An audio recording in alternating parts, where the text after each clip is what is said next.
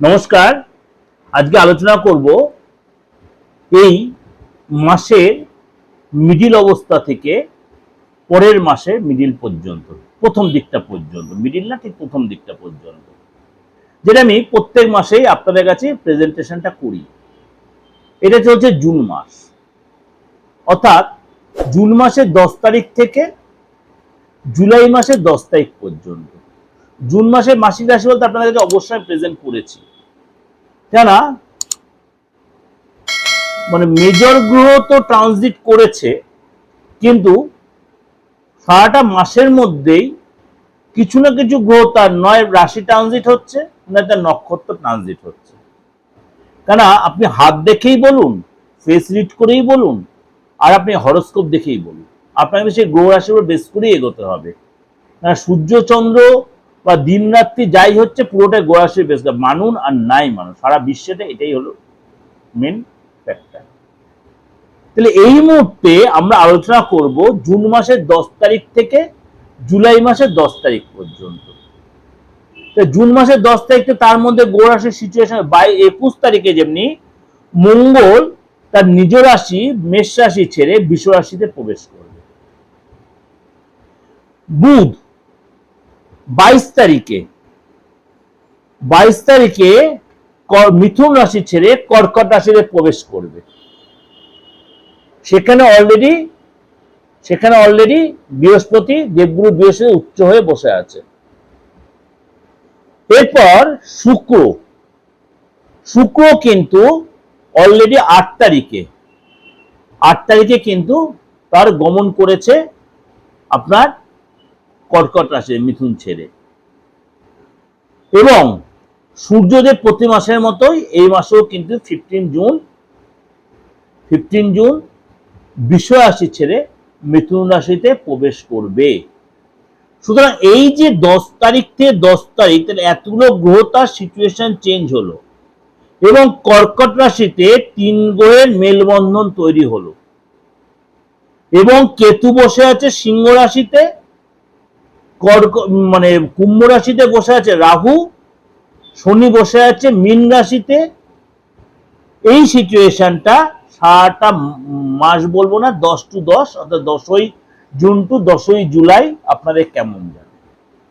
তার সাথে বলে রাখি, অবশ্যই আপনারা আমার এই প্রোগ্রামটা ফলো রাখুন। আপনাদের নতুনত্ব দিয়েছি, যা আপনাদের সকলের রিকোয়েস্ট, নক্ষত্রের ক্যারেক্টারিস্টিক, অর্থাৎ নক্ষত্রের চারিত্রিক ধরন বা তার কি কি গুণাগুণ। রাশি লগ্ন তো আমরা আলোচনা করেছি বা করব, কিন্তু নক্ষত্রের এই যে বিচার 27টা নক্ষত্রের, আপনার নিজেদের নক্ষত্র নিজের জেনে সেখানে আপনি কিন্তু অবশ্যই জেনে নিলে আপনার কার কোন রাশির সাথে মিলবে, কি আপনার ক্যারেক্টার, কি নেচার, কাদের সাথে কি ধরনের প্রফেশন বা কি কেরিয়ার, কাদের সাথে রিলেশন, কি ব্যবসা করবেন, এটা কিন্তু আমার দেয়া রয়েছে আমার এই দিগদর্শন চ্যানেলে। এবার যারা নক্ষত্র জানেন না, রাশি জানেন না, আপনার নামটাও জানেন, তার নিজের রাশিটা জেনে নিন, কারোর কাছে প্রেডিকশন নিয়ে। যদি মনে হয় পার্থদের কাছে আসবেন, আসতেই পারে, ফেসটা দেখিয়ে, হাতটা দেখিয়ে। লাস্ট হচ্ছে বাস্তুটা বারবার কেন আপনাদের বারবার বলি যে রেক্টিফিকেশনটা প্রয়োজন বাস্তু। তাহলে কি ডিমোলাইজড করে ভেঙে না, আপনার ঈশান কোণে টয়লেট আর সাউথ ওয়েস্টে আপনার গেট রয়েছে, বা সাউথ ইস্টে আপনার কোনো জলের ব্যবস্থা রয়েছে, তাহলে কি করবেন? আপনার উপায় নেই তো, আপনার বাড়িটা বা ফ্ল্যাটটা ছাড়তে পারছেন না ইমিডিয়েট, বা আপনি যাকে বিক্রি সেও তো এসে দেখবে, সেও তো নাও নিতে পারে, আপনি মঞ্চ রেক্টিফাই করে নিন না। হ্যাঁ, রেক্টিফাই করে রেজাল্ট পাওয়া যাবে, হ্যাঁ পাওয়া যাবে, নিশ্চয়ই পাওয়া যাবে।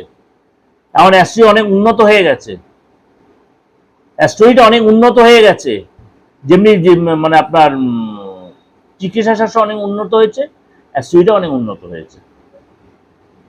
সুতরাং আপনাকে এটার উপর ভরসা করে চলতেই হবে, মানুন আর না মানুন।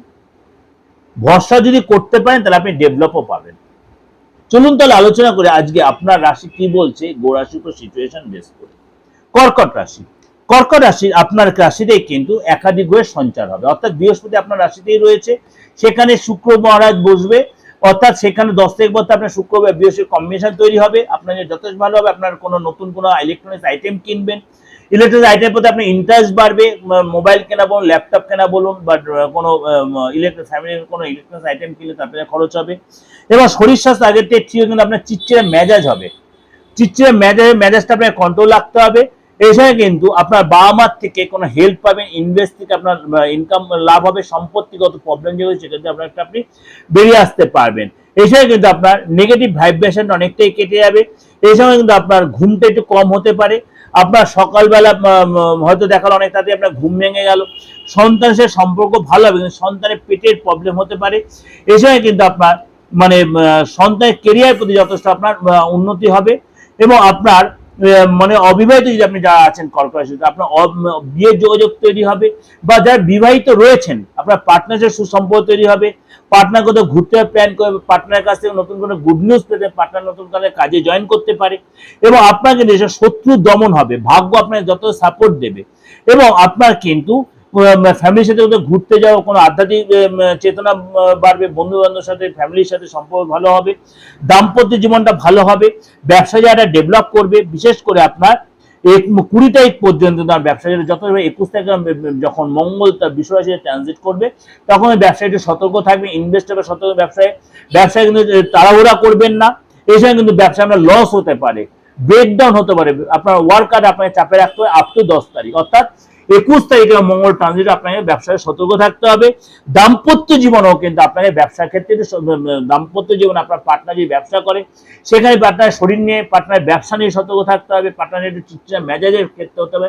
21 তারিখের পর থেকে বি কেয়ারফুল, এগুলো কিন্তু আপনাকে একটু সতর্ক থাকতে হবে। এটা যে আপনাদের ওভার একটা প্রেজেন্টেশন দিলে অবশ্যই আপনাদের ভালো লাগবে, অবশ্যই আপনাদের উপকারে লাগবে, অবশ্যই কাজে লাগবে। কেন মঙ্গলের এই যে সিচুয়েশনটা চেঞ্জ হয়েছে সেটা আপনার জন্য খুব কার্যকরী। ভালো থাকবেন। যোগাযোগ করতে হলে যে কোনো তন্ত্রীতে যে কোনো কর্মের জন্য পার্থনাইজ আপনাদের সহযোগিতার জন্য রেডি, অনলাইনে অফলাইনে, প্রেডিকশনের জন্য, প্রতিকারের জন্য, সব রকমের জন্য। আপনাকে চেম্বারে কষ্ট করে গণের মধ্যে না এসে আপনি কিন্তু বা এসে বসে থাকাচ্ছে, আপনি কিন্তু অনলাইনেও ঘরে বসে আপনি প্রেডিকশন নিয়ে প্রতিকারটা করে নিতে পারেন। ভালো থাকবেন, নমস্কার।